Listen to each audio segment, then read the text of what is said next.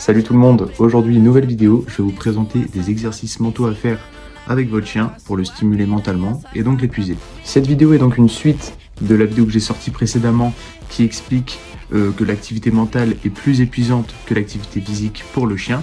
Donc si vous ne l'avez pas vue, je vous laisse aller la voir. Mais donc revenons-en à la vidéo. Premier exercice que je peux vous donner pour stimuler votre chien mentalement, c'est tout simplement de cacher des friandises. Donc ça peut être en extérieur ou alors dans votre maison. Donc, le chien, via l'odorat, va travailler mentalement, va sentir les odeurs et va donc devoir chercher les friandises. Pour ceux qui ont un peu plus, on va dire, de budget, vous pouvez acheter des tapis de fouille. Alors, les tapis de fouille, je vous mets quelques photos là, juste ici. Il y en a de plusieurs formes, avec forcément plusieurs niveaux de difficulté en fonction des cachettes. Le chien va donc chercher dans ce tapis de fouille et va s'épuiser mentalement. Deuxième exercice, vous allez faire du dressage avec votre chien, donc par exemple lui demander un assis, mais vous allez le piéger en changeant le mot. Donc par exemple vous allez dire aussi, mais aussi il ne doit pas faire un assis.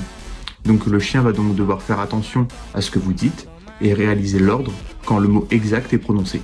En autre exercice activité pour stimuler votre chien mentalement, vous avez les puzzles pour chiens. Donc ce sont des sortes de jeux de tout niveau. Vous avez franchement le niveau débutant et après vous avez des niveaux confirmés où c'est vraiment des jeux d'intelligence poussés où le chien doit utiliser sa gueule pour ouvrir une sorte de trappe et avoir accès à la friandise. Donc je vais vous mettre de toute façon des images pour que vous puissiez voir à quoi ça ressemble.